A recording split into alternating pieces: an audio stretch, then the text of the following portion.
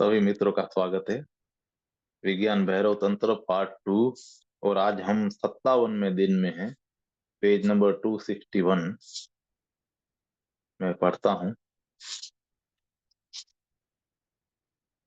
वे कहते हैं कि जब तुम युद्ध करते हो तो समय नहीं रहता है और मन को समय की जरूरत पड़ती है, वह हिसाब किताब करता है। अगर तुम पर कोई आक्रमण करे और उस समय तुम्हारा मन सोच विचार करने लगे कि कैसे बचाव किया जाए, तो तुम अपना बचाव न कर सकोगे। समय नहीं है, तुम्हें तब समयातीत में काम करना होगा। और मन समयातीत में काम नहीं कर सकता है। मन को समय चाहिए, चाहे कितना भी थोड़ा हो, पर मन को समय चाहिए। नाभि के नीचे एक केंद्र है जिसे हारा कहते हैं। यह हारा समयातीत में भी काम करता है। अगर चेतना को हारा पर स्थिर कर दिया जाए और तब योद्धा लड़े, तो वह युद्ध प्रज्ञा से लड़ा जाएगा, मस्तिष्क से नहीं। हारा पर स्थित योद्धा आक्रमण होने के पूर्व जान लेता है कि आक्रमण होने वाला है। यह हारा का एक सूक्ष्म भाव है, बुद्धि का नहीं। यह कोई अनुमान नहीं है, यह टेलीपैथी है।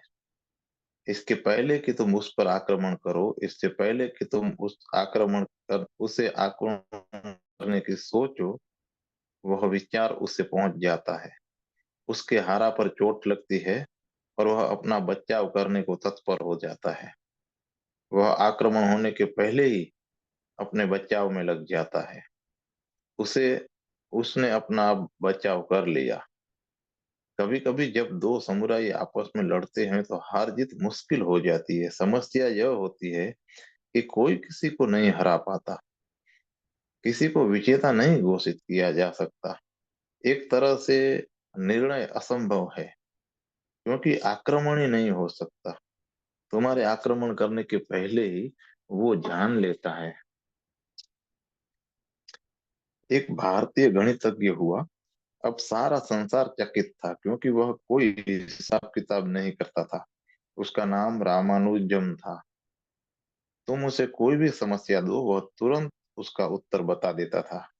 इंग्लैंड का सर्वश्रेष्ठ गणितज्ञ हार्डी रामानुजम के पीछे लगा रहता था। हार्डी सर्वश्रेष्ठ गणितज्ञ था, लेकिन उसे भी किसी भी प्रश्न को हल करने में 6-6 घंटे लग जाते थे। लेकिन रामानुजम का हल यह था कि तुम उसे प्रश्न दो और वह उसका उत्तर तुरंत बता देता था। इस ढंग से मन के काम करने का कोई उपाय नहीं था। मन को तो समय चाहिए। रामानुजम को बार बार पूछा गया कि यह तुम कैसे करते हो। वह कहता था कि मैं नहीं जानता। तुम मुझे प्रश्न करते हो और मुझे उसका उत्तर आ जाता है। वह कहीं नीचे से आता है, वह मेरे सिर से नहीं आता है। यह उत्तर उसके हारा से आता था। उसे खुद यह बात नहीं मालूम थी। उसे कोई प्रश्न भी नहीं मिला था।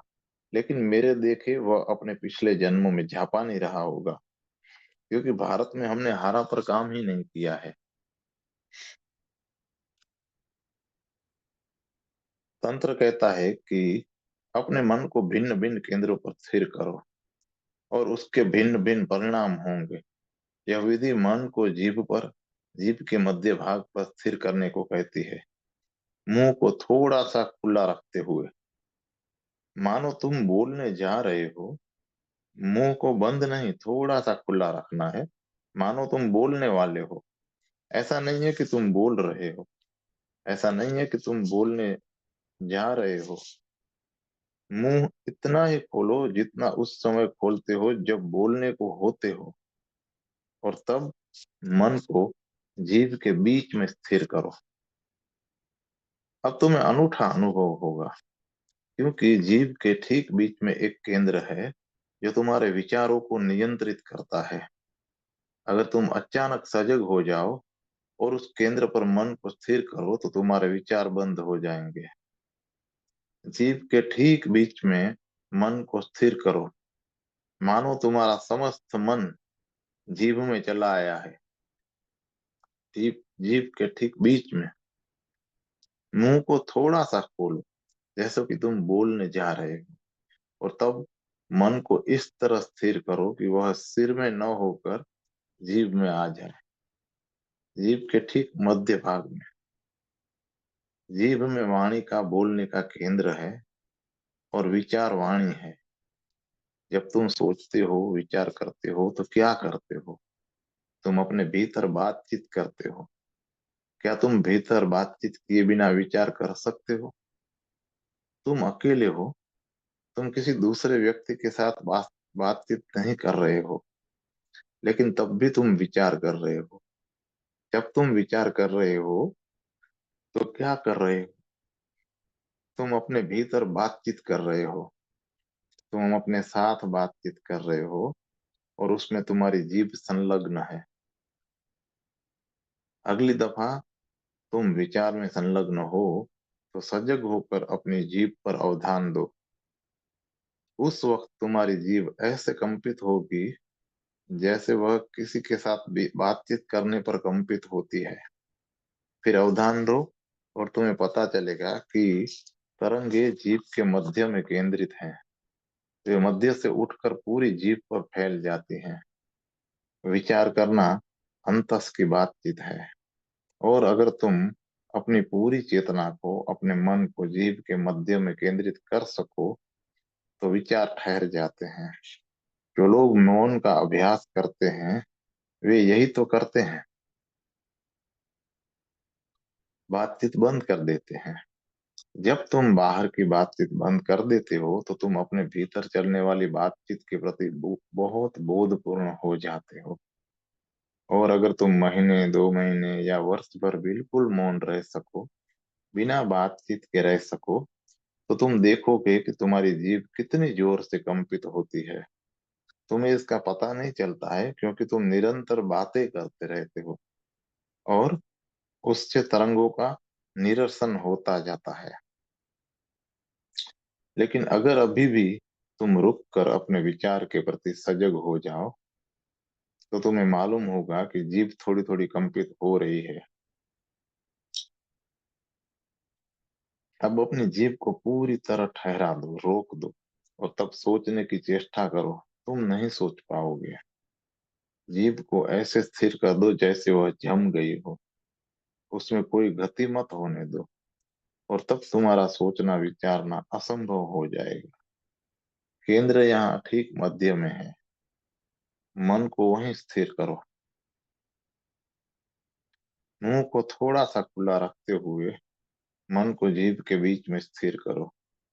अथवा जब श्वास चुपचाप भीतर जाए, हकार ध्वनि को अनुभव करो।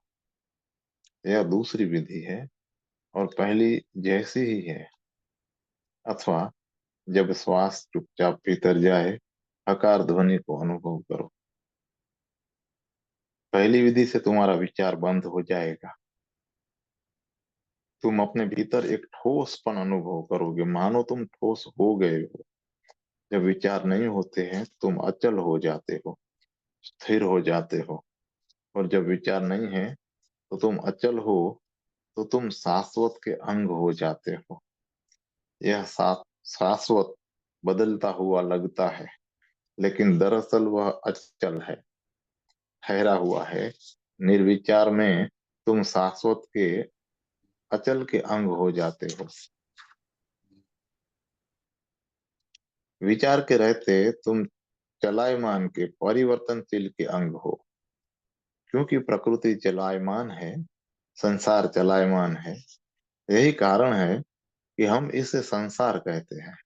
संसार का अर्थ है चक्र, चाक। यह चल रहा है, चल रहा है, यह सतत घूम रहा है। संसार निरंतर गति है, और जो अदृश्य है, परम है, वह अचल है, वह ठहरा हुआ है।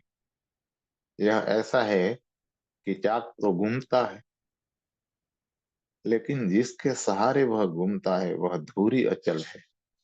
चाक तभी घूम सकता है जब उसके केंद्र पर कुछ है जो सदा अचल है। धुरी अचल है, संसार चल रहा है, और ब्रह्म अचल है। जब विचार विसर्जित हो जाता है, तो तुम अचानक इस लोक से दूसरे लोक में प्रवेश कर जाते हो। भीतरी गति के बंद होते ही तुम शाश्वत के अंग हो जाते हो, उस शाश्वत के जो कभी बदलता नहीं है। अथवा जब श्वास चुपचाप भीतर जाए, हकार ध्वनि को अनुभव करो। मुंह को थोड़ा सा खुला रखो, मानो तुम बोलने जा रहे हो, और तब श्वास को भीतर ले आओ और ध्वनि के प्रति सजग रहो जो भीतर आती हुई श्वास से पैदा होती है। वह ध्वनि ही हकार है। चाहे श्वास भीतर जाती हो या बाहर, इस ध्वनि को तुम्हें पैदा नहीं करना है। तुम्हें तो अंदर आती श्वास को अपनी जीभ पर केवल महसूस करना है। यह बहुत धीमा स्वर है, लेकिन है। वह हकार जैसा मालूम देगा। वह बहुत मौन है, मुश्किल से सुनाई देता है। उसे सुनने के लिए तुम्हें बहुत सजग होना पड़ेगा, लेकिन उसे पैदा करने की चेष्टा मत करो। तुमने अगर उसे पैदा करने की चेष्टा की तो तुम चूक जाओगे। पैदा की हुई ध्वनि किसी काम की नहीं होगी। जब जब श्वास भीतर जाती है या बाहर आती है, तो जो ध्वनि अपने आप ही पैदा होती है वह स्वाभाविक है। लेकिन विधि कहती है कि भीतर आती श्वास के साथ प्रयोग करना है, बाहर जाती श्वास के साथ नहीं। क्योंकि बाहर जाती श्वास के साथ तुम भी बाहर चले जाओगे। ध्वनि के साथ साथ तुम भी बाहर चले जाओगे, जबकि चेष्टा भीतर जाने की करनी है। अतः भीतर जाती श्वास के साथ हकार ध्वनि को अनुभव करो। देर अबेर तुम्हें अनुभव होगा कि यह ध्वनि सिर्फ जीभ में ही नहीं, कंठ में भी हो रही है। लेकिन तब वह बहुत ही धीमी हो जाती है। उसे सुनने के लिए प्रगाढ़ जागरूकता की जरूरत होती है। तो जीभ से शुरू करो, फिर धीरे धीरे सजगता को बढ़ाओ। उसे महसूस करो। तब तुम उसे कंठ में सुनोगे, और उसके बाद उसे अपने हृदय में सुनने लगोगे। और जब वह हृदय में पहुंचती है तो तुम मन के पार चले गए। यह सारी विधियां वह सेतु निर्मित करती हैं जहां से तुम विचार से निर्विचार में, मन से अमन में, सतह से केंद्र में प्रवेश करते हो।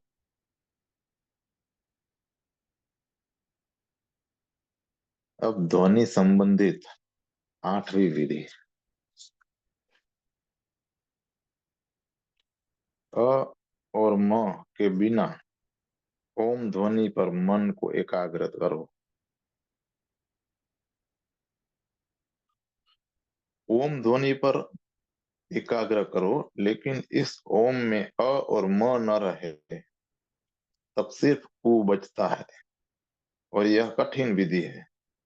लेकिन कुछ लोगों के लिए यह योग्य पड़ सकती है, खासकर जो लोग ध्वनि के साथ काम करते हैं, संगीतज्ञ, कवि, जिनके कान बहुत संवेदनशील है। उनके लिए यह विधि सहयोगी हो सकती है। लेकिन दूसरों के लिए जिनका कान संवेदनशील नहीं है, यह विधि कठिन मालूम पड़ेगी, क्योंकि यह बहुत सूक्ष्म है। तो तुम्हें ओम का उच्चारण करना है, और इस उच्चारण में तीन ध्वनियों को महसूस करना है। ओम का उच्चारण करो और उसमें तीन ध्वनियों को अ, उ और म को अनुभव करो। वे तीनों ओम में समाहित हैं।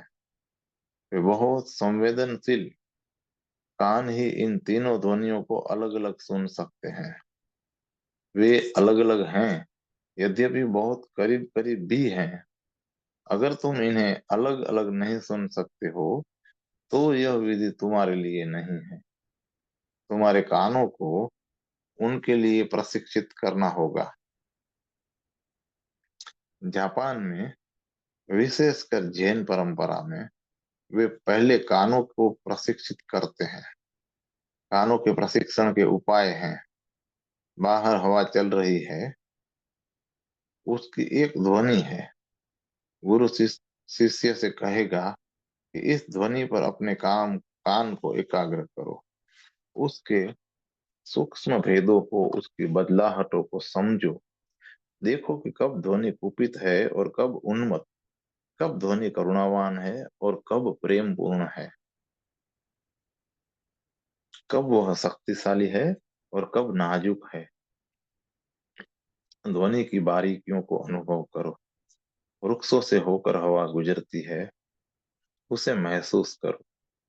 नदी बह रही है, उसके सूक्ष्म भेदों को पहचानो।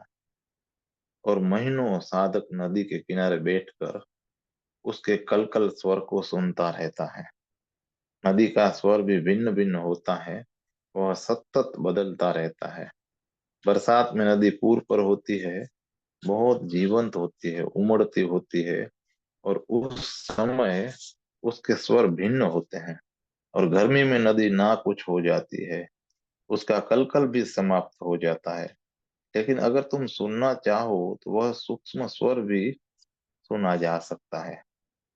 साल भर नदी बदलती रहती है और साधक को सजग रहना पड़ता है। हरमन हेस के उपन्यास सिद्धार्थ में सिद्धार्थ एक माझी के साथ रहता था। नदी है, माझी है और सिद्धार्थ है, उनके अतिरिक्त और कोई नहीं है। और माझी बहुत शांत व्यक्ति है, वह आजीवन नदी के साथ रह रहा है। वह इतना शांत हो गया है कि कभी कभार ही बोलता है। और जब भी सिद्धार्थ अकेलापन महसूस करता है, माझी उससे कहता है कि नदी किनारे जाओ और उसकी कल कल ध्वनि को सुनो। मनुष्य की बकवास के बजाय नदी को सुनना बेहतर है। और सिद्धार्थ धीरे धीरे नदी के साथ लयबद्ध हो जाता है और तब उसे नदी की भाव दशा का बोध होने लगता है। नदी की भाव दशा बदलती रहती है। कभी वह मैत्रीपूर्ण है और कभी नहीं। कभी वह घाती है और कभी रोती चीखती है। कभी वह हंसती है और कभी उसे उदासी घेर लेती है। और सिद्धार्थ उसके सूक्ष्म से सूक्ष्म भेदों को पकड़ने लगता है। उसके उसके कान नदी के साथ लयबद्ध हो जाते हैं। तो हो सकता है आरंभ में तुम्हें यह विधि कठिन मालूम पड़े, लेकिन प्रयोग करो। ओम का उच्चार करो और उच्चार करते हुए ओम की ध्वनि को अनुभव करो। इसमें तीन ध्वनियां सम्मिलित हैं। ओम के तीन स्वरों का समन्वय है। और जब तुम इन तीन स्वरों को अलग अलग अनुभव कर लो तो उनमें से अ और म को छोड़ दो। तब तुम ओम नहीं कह सकोगे क्योंकि अ निकल गया है, म भी निकल गया है। तब सिर्फ ऊ बचा रहेगा। क्यों? क्या होगा? मंत्र असली चीज नहीं है। असली चीज ओम नहीं है और न उसका छोड़ना है। असली चीज तुम्हारी संवेदनशीलता है। पहले तुम तीन ध्वनियों के प्रति संवेदनशील होते हो, जो कठिन काम है। और जब तुम इतने संवेदनशील हो जाते हो कि तुम तीन में से दो स्वरों को, अ और म को छोड़ सको, तो सिर्फ बीच का स्वर बचता है। और इस प्रयत्न में तुम्हारा मन विसर्जित हो जाता है। तुम उसमें इतने तल्लीन हो जाओगे, उसके प्रति इतने सावधान से भर जाओगे, तुम इतने संवेदनशील हो जाओगे कि विचार विसर्जित हो जाएंगे। और अगर तुम सोच विचार करते हो तो तुम स्वरों के प्रति संवेदनशील नहीं रहते। यह तुम्हें तुम्हारे सिर से बाहर निकालने का एक परोक्ष उपाय है। बहुत सारे उपाय प्रयोग में लाए गए हैं, और वे बहुत सरल प्रतीत होते हैं। तुम्हें आश्चर्य होता है कि इन सरल उपायों से क्या होता है, लेकिन चमत्कार घटित होता है, क्योंकि वे उपाय परोक्ष हैं। तुम्हारे मन को बहुत सूक्ष्म चीज पर स्थिर किया जा सकता है। इस प्रयत्न में सोच विचार नहीं चल सकता। तुम्हारा मन खो जाएगा, और तब किसी दिन अचानक तुम्हें इस बात का पता चलेगा, और तुम चकित रह जाओगे कि क्या हुआ। जैन में कोआन का पहली का प्रयोग होता है। एक बहुत प्रचलित कोआन है जो नए साधकों को दिया जाता है। उन्हें कहा जाता है कि एक हाथ की ताली को सुनो। अब ताली तो दो हाथों से बजती है, लेकिन उन्हें कहा जाता है कि एक हाथ से बजने वाली ताली को सुनो। किसी जैन गुरु की सेवा में एक लड़का रहता था। वह देखता था कि अनेक लोग आते हैं, गुरु के पैर पर सिर रखते हैं और कहते हैं कि हमें बताएं कि हम किस पर ध्यान करें। गुरु उन्हें कोई कोआन दिया करता था। वह लड़का छोटे छोटे काम कर दिया करता था। वह उसकी सेवा में था। उसकी उम्र 9 वर्ष की थी। रोज रोज साधकों को आते जाते देखकर वह भी एक दिन बहुत गंभीरता के साथ गुरु के निकट गया और उसके चरणों में सिर रखकर निवेदन किया कि मुझे भी ध्यान करने के लिए कोई कुआन दे। गुरु हंसा, लेकिन लड़का गंभीर बना रहा। तो गुरु ने उससे कहा कि ठीक है, एक एक हाथ की ताली सुनने की चेष्टा करो, और जब सुनाई पड़ जाए तो आकर मुझे बताना।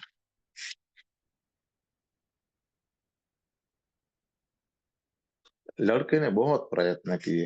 रात भर उसे नींद नहीं आई। दूसरे दिन सुबह वह गुरु के पास जाकर बोला, मैंने सुन लिया, वह वृक्षों से गुजरने वाली हवा है।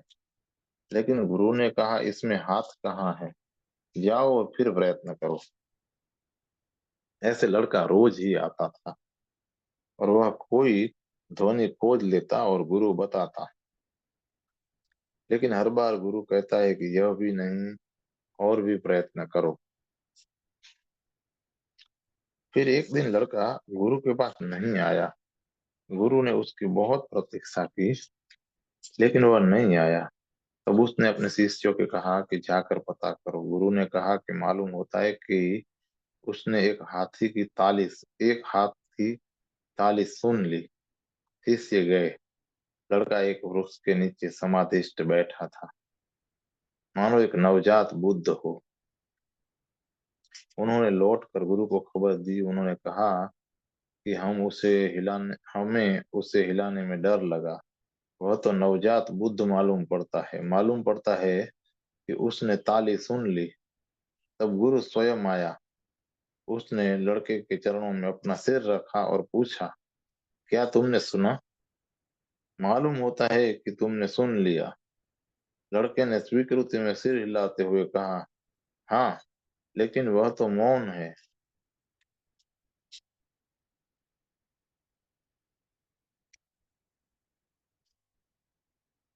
इस लड़के ने कैसे सुना? उसकी संवेदनशीलता विकसित हुई। उसने प्रत्येक ध्वनि को सुनने की चेष्टा, और उसने बहुत अवधान से सुना। उसका अवधान विकसित हुआ।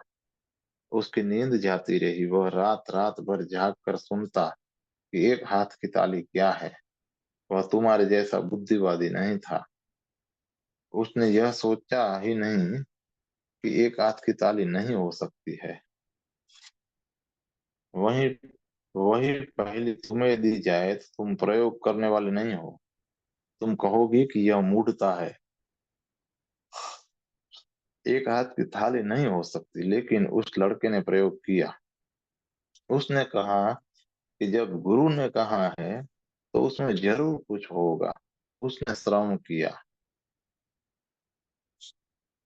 वह सरल था। जब भी उसे लगता कि कोई चीज नहीं है, तो वह दौड़कर गुरु के पास जाता। इस ढंग के इस ढंग से उसकी संवेदनशीलता विकसित हुई। वह सजग और बोधपूर्ण होता गया। वह एकाग्र हो गया। वह लड़का खोज में लगा था, इसलिए उसका मन विसर्जित हो गया। गुरु ने उससे कहा था कि अगर तुम सोच विचार करते रहोगे तो तुम चूक जाओगे।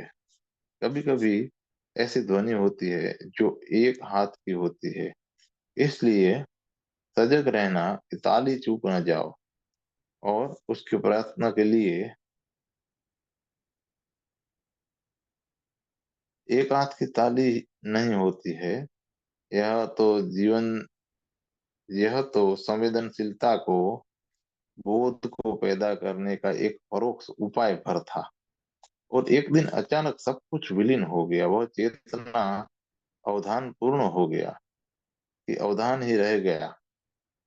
वह इतना संवेदनशील हो गया कि संवेदनशीलता ही रह गई। वह इतना बोधपूर्ण हो गया कि बोध ही रह गया। वह सिर्फ बोधपूर्ण था, किसी चीज के प्रति बोधपूर्ण नहीं था।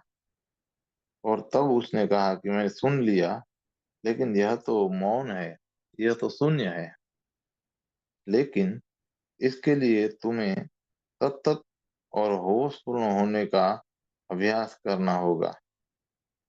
अ और म के बिना ओम ध्वनि पर मन को एकाग्र करो। विधि यह है कि तुम्हें ध्वनि के सूक्ष्म भेदों के प्रति, नाजुक भेदों के प्रति सजगता बनानी है। इसका प्रयोग करते हुए तुम ओम को भूल जाओगे। न सिर्फ गिरेगा, न सिर्फ अ गिरेगा, न सिर्फ म। और तभी तुम किसी वृक्ष के नीचे बैठे नवजात बुद्ध हो जाओगे। अब चैप्टर नंबर 30 है। उसका नाम है संभोग, स्वीकार और समर्पण। कुछ प्रश्न है जिसका सार मैं पढ़ता हूँ।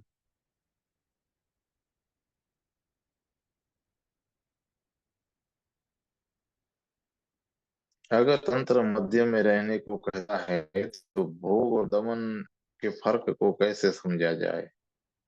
क्या गुरु के प्रति खुले होने और काम वासना के प्रति खुले होने के बीच में कोई फर्क है? कोई संबंध है? पहला प्रश्न। पिछली रात सभी तंत्र साधना के आधार के रूप में सर्व स्वीकार की दृष्टि की चर्चा की। यहाँ तक कि मुझे स्मरण है, किसी दूसरे दिन आपने कहा था कि तंत्र का विज्ञान सब कुछ के मध्य में होना सिखाता है, जीवन में अतियों से बचना सिखाता है। इस संदर्भ में कृपया समझाएं कि जीवन में काम वासना के प्रति और दमन के फर्क को कैसे समझाएं।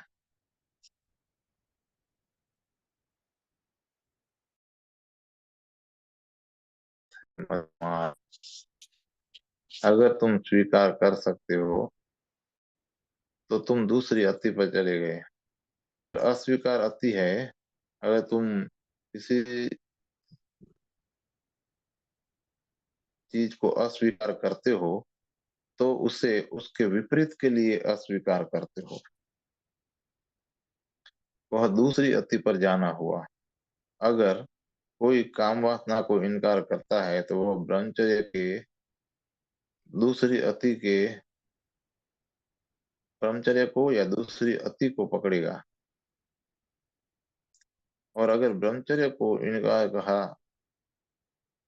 तो वह उसके दूसरे छोर भोग पर चला जाएगा।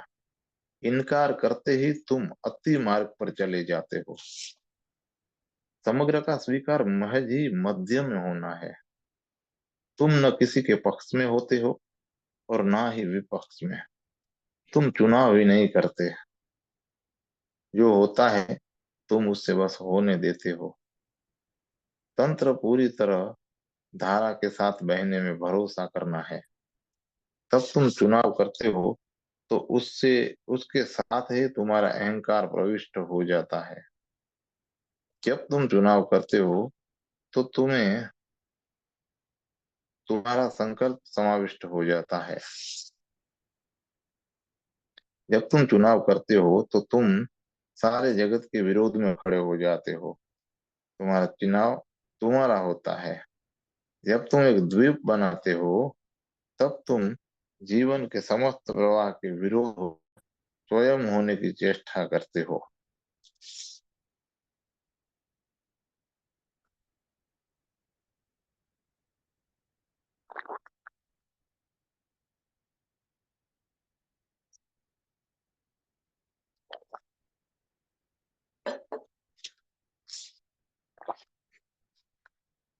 अचुनाव का अर्थ है कि जीवन कहाँ जाए इसका निर्णय तुम्हें नहीं करना है। तुम जीवन को बहने देते हो। तुम भी जीवन के साथ हो जाते हो। जीवन जहाँ ले जाए। तब तुम्हारी कोई निश्चित मंजिल नहीं है। अगर तुम्हारी कोई मस्जिद निश्चित मंजिल है तो फिर चुनाव करना अनिवार्य हो जाता है। अचुनाव में जीवन की मंजिल ही तुम्हारी मंजिल हो जाती है। तुम जीवन के विरोध में नहीं जाते हो। जीवन के विरोध में तुम्हारी कोई धारणा नहीं है। तुम अपने को जीवन शक्ति के हाथों में छोड़ देते हो। समर्पित हो जाते हो। समग्र स्वीकार से तंत्र का यही अर्थ है। और एक बार जीवन को समग्रता में स्वीकार करते ही चीजें अपने आप घटित होने लगती हैं। क्योंकि यह समग्र स्वीकार तुम्हें अहंकार से मुक्त करता है। तुम्हारा अहंकार ही समस्या है। इसके कारण ही तुम्हारी समस्याएं निर्मित होती है। जीवन में कोई समस्या नहीं है। अस्तित्व समस्या रहित है। तुम खुद समस्या हो। तुम खुद ही समस्या के निर्माता हो। और तुम हर चीज को समस्या बना लेते हो। अगर तुम्हें परमात्मा मिल जाए तो तुम परमात्मा को भी समस्या बना लोगे। अगर तुम स्वर्ग पहुंच जाओ तो तुम स्वर्ग को भी समस्या में बदल दोगे। क्योंकि तुम समस्याओं के मूल स्रोत हो। तुम समर्पण नहीं करोगे। और यही समर्पण न करने वाला अहंकार ही सभी समस्याओं की जड़ है। तंत्र कहता है कि कुछ उपलब्ध करने का प्रश्न नहीं है। प्रश्न यह नहीं है कि ब्रह्मचर्य को उपलब्ध कैसे हुआ जाए। अगर तुमने काम वासना के विरुद्ध ब्रह्मचर्य उपलब्ध कर भी लिया तो तुम्हारा ब्रह्मचर्य बुनियादी रूप से कामुक होगा। दो अतियां चाहे एक दूसरे के कितने भी विपरीत हो एक ही के अंग हैं। एक ही चीज के दो पहलू हैं। अगर तुमने एक को चुना तो उसके साथ ही दूसरे को भी चुन लिया। दूसरा अभी छिपा रहेगा। दबा रहेगा। दमन का क्या अर्थ है। एक ही चीज की दो पक्षों में से दो अतियों में से एक के विरुद्ध दूसरे को चुनना दमन है। तुम काम वासना के विरुद्ध ब्रह्मचर्य को चुनते हो। लेकिन ब्रह्मचर्य क्या है। वह काम वासना का उल्टा रूप है। तुमने ब्रह्मचर्य चुना तो उसके साथ ही तुमने काम वासना को भी चुन लिया। अब सतह पर ब्रह्मचर्य होगा और गहरे में काम वासना होगी। और तुम उपद्रव में रहोगे। और यह उपद्रव तुम्हारे चुनाव के कारण होगा। तुम एक छोर को चुन लो और दूसरा छोर अपने आप ही चला आएगा। और चूंकि तुम दूसरे छोर के विरुद्ध हो इसलिए तुम उपद्रव में रहोगे। तंत्र कहता है चुनाव मत करो चुनाव रहित हो। और एक बार यदि तुम यह समझ जाओ तो फिर यह प्रश्न ही नहीं उठेगा कि भोग क्या है और दमन क्या है। तब न दमन है और ना ही भोग है। यह प्रश्न इसलिए उठता है क्योंकि तुम अब भी चुनाव करते हो। लोग आते हैं और मुझसे कहते हैं कि हम जीवन को स्वीकार कर लेंगे। लेकिन जीवन को स्वीकार करने पर ब्रह्मचर्य कब घटित होगा। वे समग्र स्वीकार के लिए राजी हैं। लेकिन उनका यह राजी होना झूठा है। केवल सतह पर है, गहराई में वे अभी भी अतियों को पकड़े हुए हैं। वे ब्रह्मचर्य चाहते हैं, लेकिन काम वासना से लड़कर उन्हें ब्रह्मचर्य नहीं मिला है। और जब वे मुझे सुनते हैं तो सोचते हैं कि लड़कर नहीं मिला, तो अब उसे स्वीकार स्वीकार करके पाना चाहिए। लेकिन पाने वाला मन, चाह वाला मन, लोभी मन ज्यों का त्यों है। मंजिल भी है, चुनाव भी है, सब ज्यों का त्यों कायम है। और तब, जब तक तुम्हें कुछ पाना है, तब तक तुम समग्र को स्वीकार नहीं कर सकते। यह स्वीकार समग्र नहीं है। तब तुम स्वीकार को भी उपलब्धि का साधन बना सकते हो। तब तुम स्वीकार को भी उपलब्धि का साधन बना रहे हो।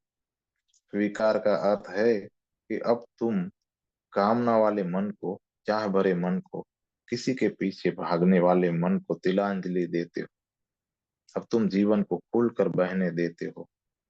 जैसे पेड़ों से होकर हवा गुजरती है, वैसे ही तुम जीवन को अपने भीतर स्वतंत्रता पूर्वक बहने देते हो।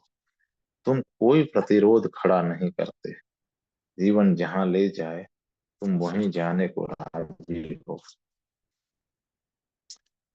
तुम्हारी अपनी कोई मंजिल नहीं है। अगर कोई मंजिल है, तो तुम जीवन का प्रतिरोध करोगे, जीवन से लड़ोगे। अगर वृक्ष का कोई लक्ष्य है, कोई रुझान है, कोई धारणा है, तो हवा को अपने से होकर स्वतंत्रता पूर्वक नहीं बहने देगा। अगर हवा जाना चाहती है और वृक्ष की उत्तर की तरफ जाए, तो वो वृक्ष हवा के साथ दुश्मनी करेगा।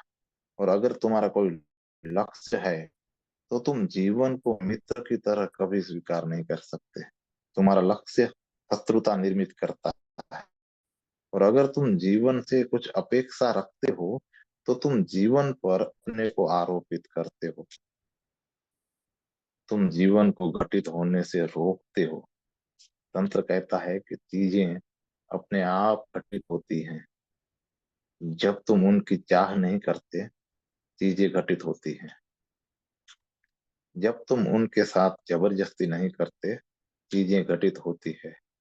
जब तुम उनके पीछे भागते नहीं, चीजें घटित होती है। लेकिन यह परिणति है, यह फल नहीं है। परिणति फल के भेद को साफ साफ समझ लेना चाहिए। फल सचेतन रूप से चाहा जाता है। परिणति एक बाय प्रोडक्ट है।